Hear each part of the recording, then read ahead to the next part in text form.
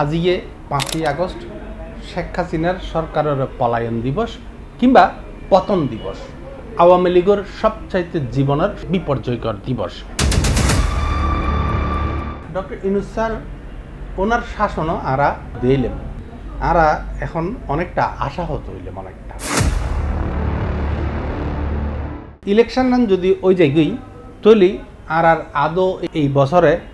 আরা সংস্কারের হঞ্জাকাগিন আসলে পাই। আসসালামু আলাইকুম প্রিয় দর্শক, আমি 35 মিনিট 17 সেকেন্ডর আর প্রধান উপদেষ্টার বক্তব্য শুনিলাম।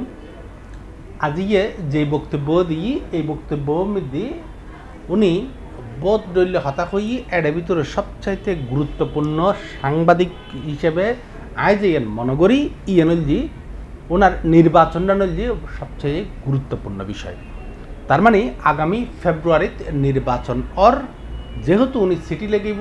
নির্বাচন কমিশনারের কাছে, প্রধান নির্বাচন কমিশনারের কাছে, স্বাভাবিকভাবে এই প্রধান নির্বাচন কমিশনার ইয়েন অর্ডার হিসেবে পালন করিব। এখন প্রশ্ন আনলজি ফেব্রুয়ারি মাসত নির্বাচন, বর্তমানে আগস্ট মাস চলে, আর কয়েক মাস পরেই নির্বাচন। ওই যে বুগুই ইয়েন অনেকটা এখন কনফার্ম হয়ে গিয়ে। এখন এত বড় একখান সিদ্ধান্ত আর মাননীয় প্রধান উপদেষ্টা হয়ে ফেলেই,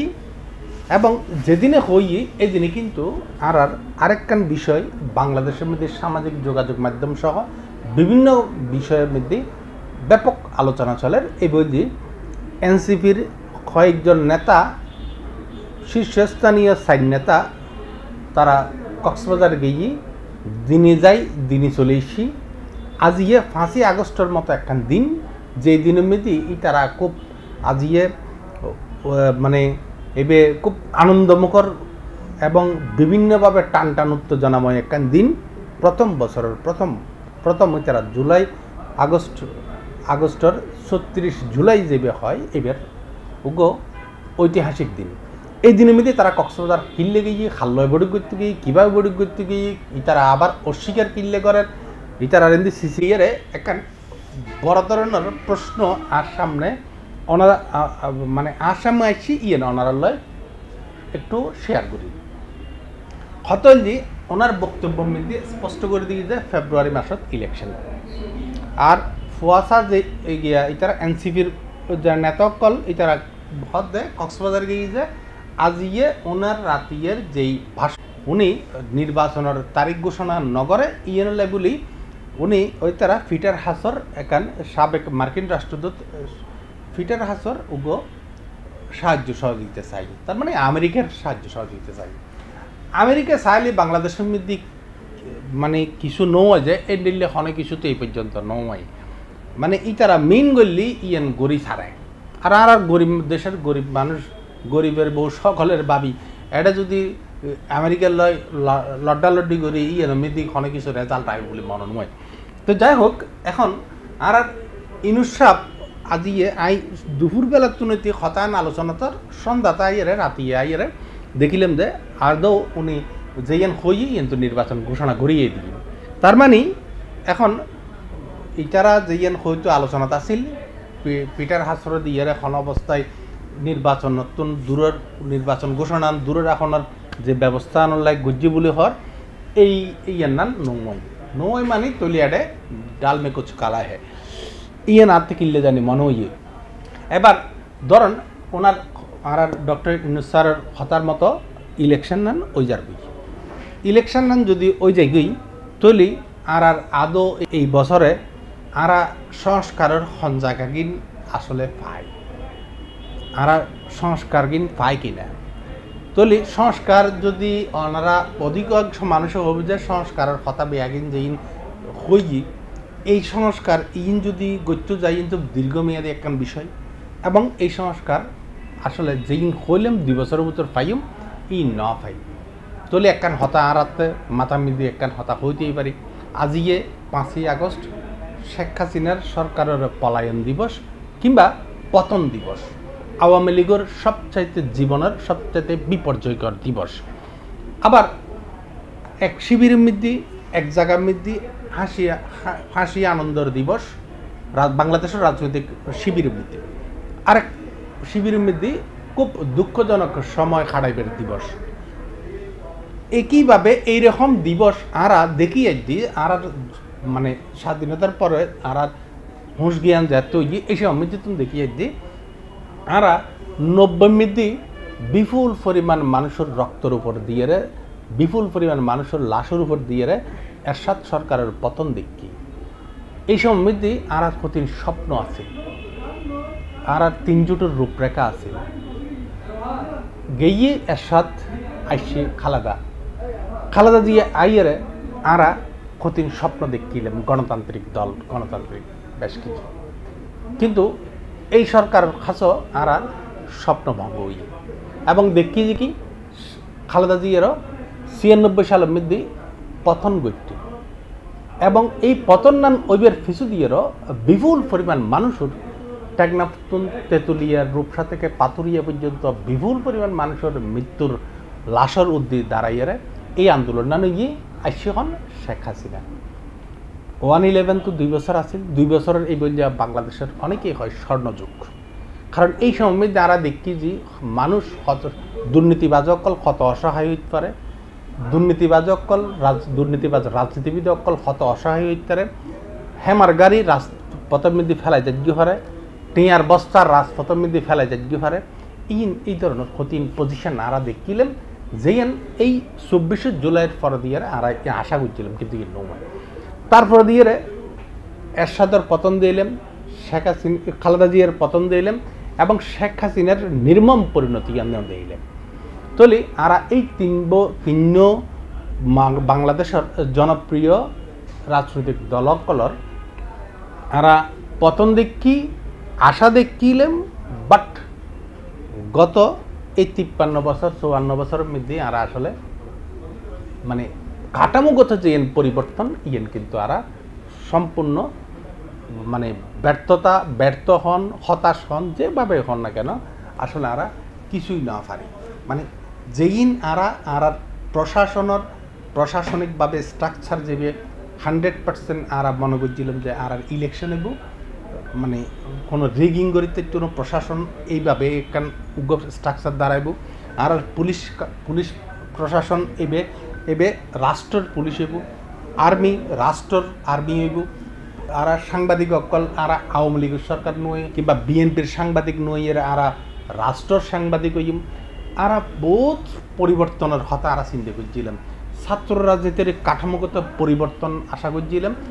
কিচ্ছুই তো নয়। তাইলে আরা এই যে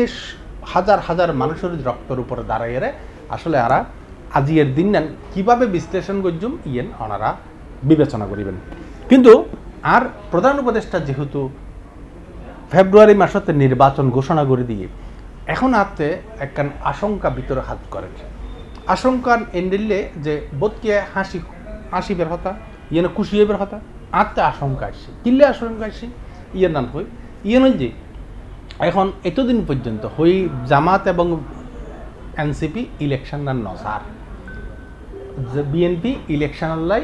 বারবার হর। এখন ইলেকশনের মধ্যে জামাত এবং এনসিপি এই তারা অন্যান্য শরিক দল ছোট ছোট দলকল ব্যাগন কাজে পিআর পদ্ধতিতে তারা ইলেকশন চায়। তাহলে এখন পিআর পদ্ধতি লইয়ারে দেশের মানুষের কাছে এখনো পর্যন্ত ধোঁয়াশা আছে। তো পিআর পদ্ধতির সংজ্ঞান কী হইব এবং এই তারা কীভাবে আসলে আতাইব কিন্তু মানুষের কাছে ক্লিয়ার ন এবং নান ক্লিয়ার করানো উচিত। আচ্ছা, এরপরে দিয়ে আইন যদি ইলেকশন নান আর প্রধান উপদেষ্টা স্যার যেন হইল যে নির্বাচন নান এনভাবে গত্য স্যার এবার মানে পৃথিবীর মানুষে দেখবে যে বাংলাদেশে একখান ইলেকশন হই এবং একখান উৎসব মুখর পরিবেশে ইলেকশন হইয়ে এই জিনিসটা উনি হইতো স্যার। তাহলে এখন পিআর পদ্ধতি এই বে কেন হইব লইয়ারে দেশবাসীর কাছে ক্লিয়ার অনুচিত। নির্বাচনের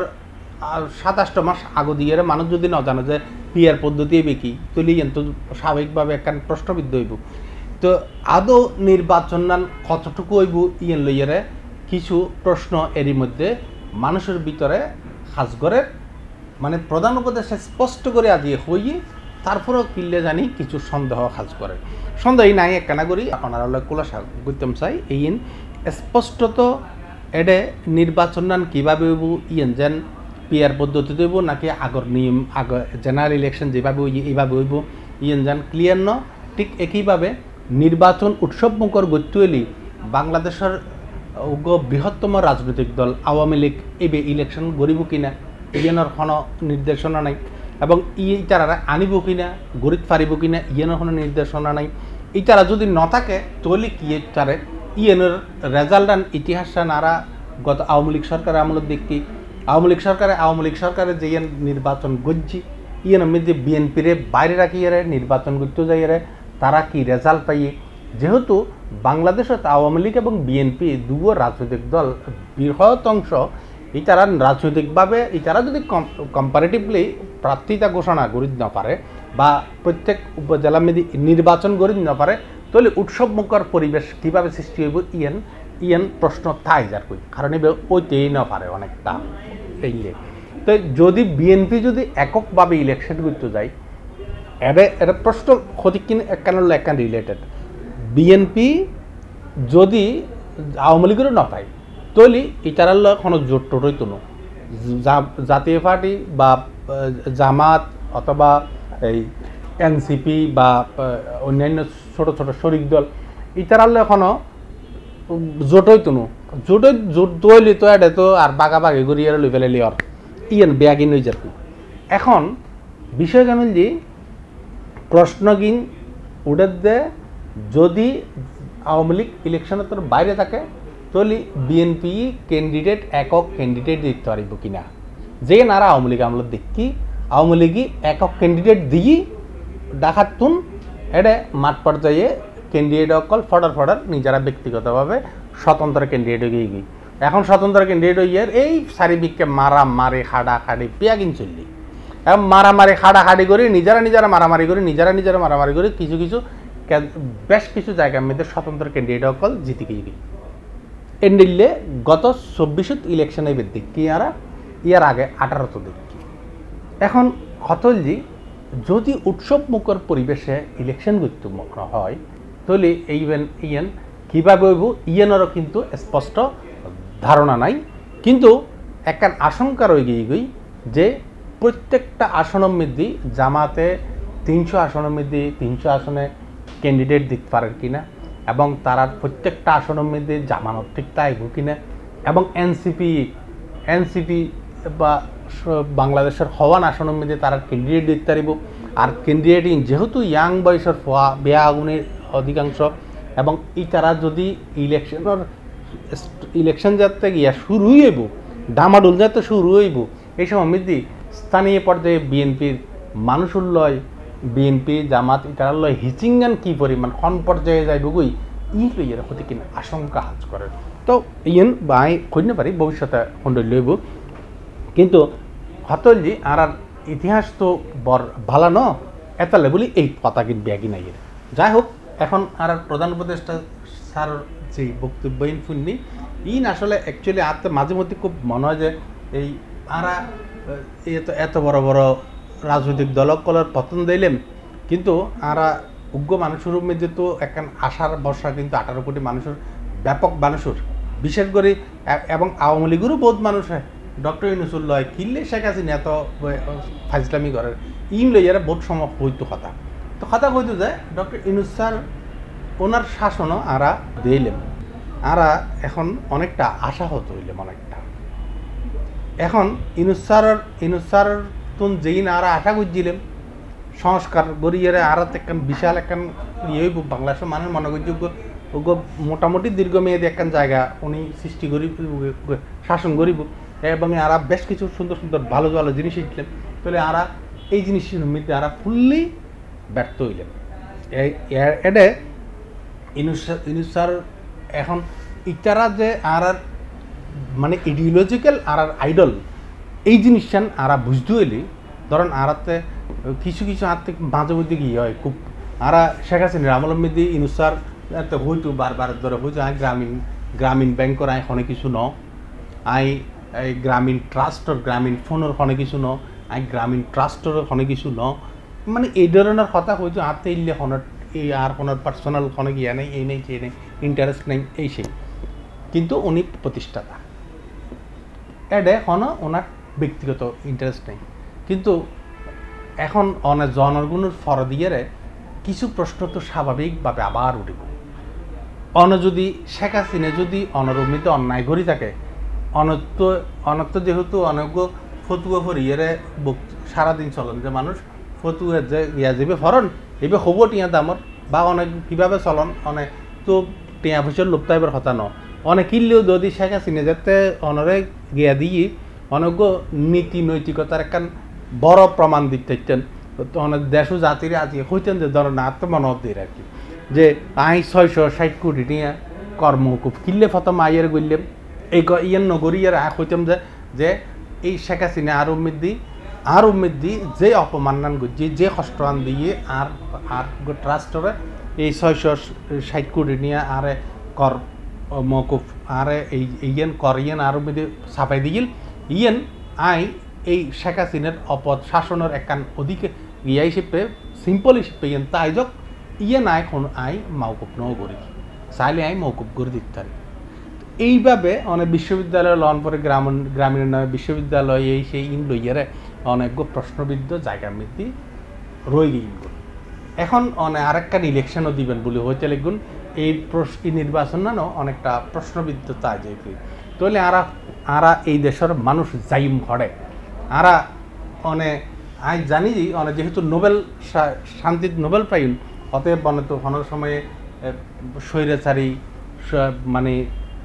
মানে গুলি করি বেলে নির্দেশও দিতে চান না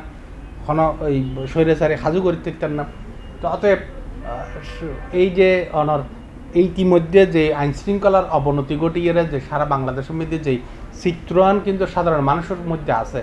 ইন বিয়াগিন মিলিয়ে অনেক বড় প্রশ্নবিদ্ধ জায়গা মধ্যে রয়ে গেল তারপরও আরা হইতে যে এরশাদ খালেদা হাসিনা পতনের ফর দিয়ে আরা এই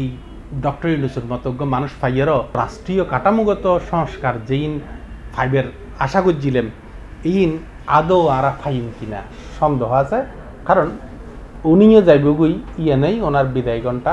উনি আজি হই দিয়ে ফেব্রুয়ারি মাসত যাইলি গই উনি আর কি দিব তত উনি যাইলি জনগণ ফর দিয়ে বিএনপি আর রাজনৈতিক দল আইব তো রাজনৈতিক দল আইলে কি হইব